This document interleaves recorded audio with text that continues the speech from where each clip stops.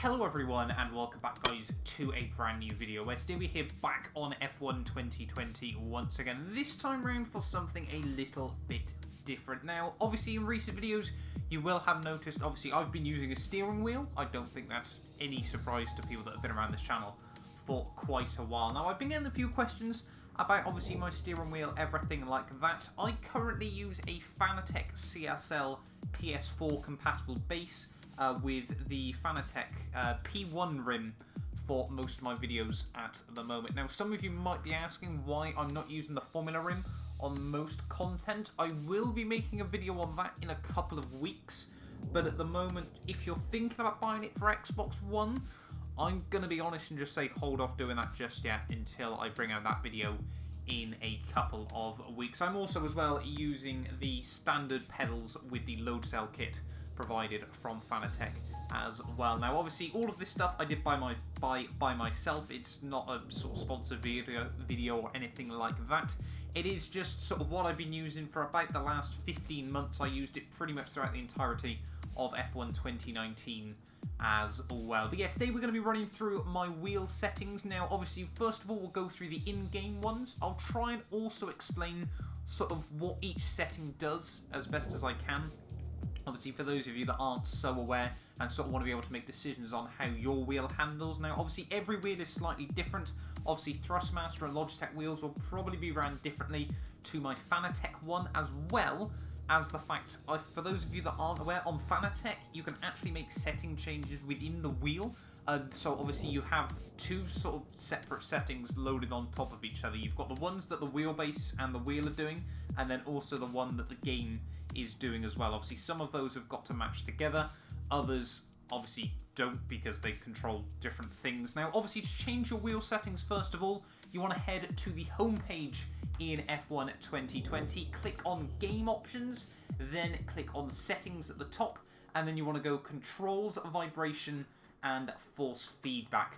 Ready obviously to change your settings. Now obviously you'll get a list of different wheels that the game automatically recognises. If you're using a Fanatec wheel that isn't on here, say you're on PC or something like that, and perhaps obviously it doesn't show up on yours, obviously you can just click the Fanatec Xbox One Universal Hub and you should be able to get a rough idea of what you're using as well. You can see, yeah, 4 Fanatec products at the top there, just the 3 that are compatible with the Xbox, the Formula V2 and the Mclaren GT3, as well as the CSL P1 that I'm using. Then you've got a whole host of Thrustmaster wheels as well. There are a few Ferrari ones at the top, and then obviously a few other ones, as well as the Logitech G920 and the Mad Catz Pro Racing. Now, whenever you go into one of these wheel settings, if you want to change absolutely anything, you have to make a custom control scheme. So that's why, obviously, I've got one at the bottom, creatively called YYY. Like I do on every game, it's just the first letter that comes up on the keypad. So yes, let's dive into it then on our control schemes. Obviously, if you want to change anything, you click Edit, and then obviously you've got a few other options there as well. Obviously, if you want to try out a couple of different things, what you can do is duplicate it, and then obviously fiddle around and tweak some options in a second one as well. But yeah, let's head into Edit then. As you can see, our binds for buttons and everything like that, fairly sort of simple. Obviously, pedals are as they are, steering's as it is. The pause button is the pause button in every game ever on Xbox One.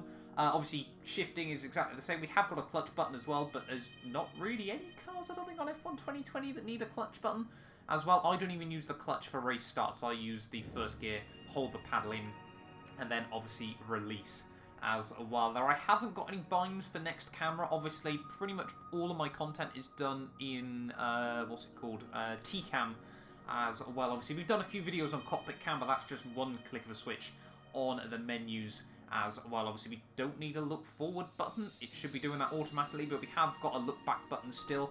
However, I might change that soon, obviously, because the virtual mirror does do a fantastic job as well. There are no other options in terms of looking around the car. We've also not got a replay/flashback option as well there, just because it's something that I don't use very much, and therefore if I do need to, I can just do that through the menu screens as well. DRS and our pit limiter are both mapped to Y. It's just nicely and next to the upshift as well on my wheel, and then obviously we've got the radio as well, just all of those on those buttons. And obviously the MFD is controlled by the Fanatec funky switch as well that you get on the wheels as well. We haven't got push to talk, and then we've got some gear buttons that I'm not even too sure what buttons they're mapped to on this wheel as well. We haven't got a manual clutch, and then obviously the overtake mode is the options button on F1 2020. That is probably the most likely one that I'm tempted to change, just because I keep clicking the wrong button if I try and go near it. Calibration,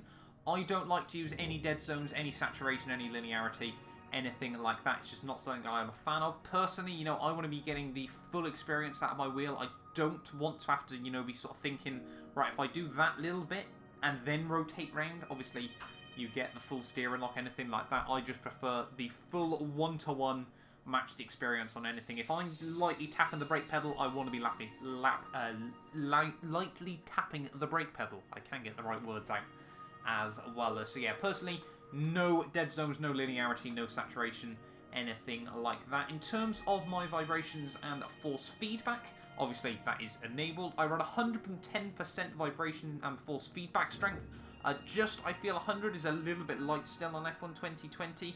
Obviously, when I go through the in-wheel settings as well, I will talk about those as well. On-track effects is 20%, so that is sort of what you feel from the track surface. Obviously, the bumps in the road, everything like that. Obviously, you want to be getting that a little bit of a feel through that on the wheel as well. But obviously, where it doesn't generally upset the balance of the car too much, obviously, the only one that I can think of used to be Suzuka. Obviously, the final corner there would have quite a big effect on the wheel. You know, Suzuka on the whole was just a very, very bumpy track on F1 2019. You know, you don't want it rattling your wheel to pieces, because then obviously you're just not getting as much feeling through everything else as well. So yeah, I try and keep that fairly low. The rumble strip effects is obviously things like the curbing, everything like that. I've got that a little bit higher. I've noticed on F1 2020 that the curbs obviously do affect the car's balance even more than it did on F1 2019. You know, you can get some snap oversteer and just the car sort of bouncing around a bit. So I've got that up to 25 now, just obviously so I know what the back end's doing, you know, sort of where the car is, and obviously if we're on the curbs or we're just off them, and therefore can be a bit more aggressive on the traction or the braking as well. And then the off-track effects, that is obviously sort of the gravel and the grass. I try and keep that low because I try and keep out of those as well. So obviously that one, unless you're finding yourself running off the circuit a lot of the time, you probably don't want to have very high, because really it's just sort of using up resources that you probably don't need to. As well as obviously the fact that if you're off the track, you probably want to have as much control as possible, so having your wheel rattling around in your arms is probably not ideal. And then the wheel damper as well. The strength of tyre forces through the wheel, I've always had that on 0. I've tried to run it a bit higher, and it just makes the car feel, you just feel disattached from the car in my personal experience. I just don't think it helps, and it honestly just takes away from sort of knowing what the car is doing underneath you on the F1 game. So I don't actually run any wheel damper on F1 2020 as well. Understeer enhance, I passionately hate on the Formula 1 games. Again, it just doesn't allow me to feel anything through the car. You know, I get enough force feedback through the wheel.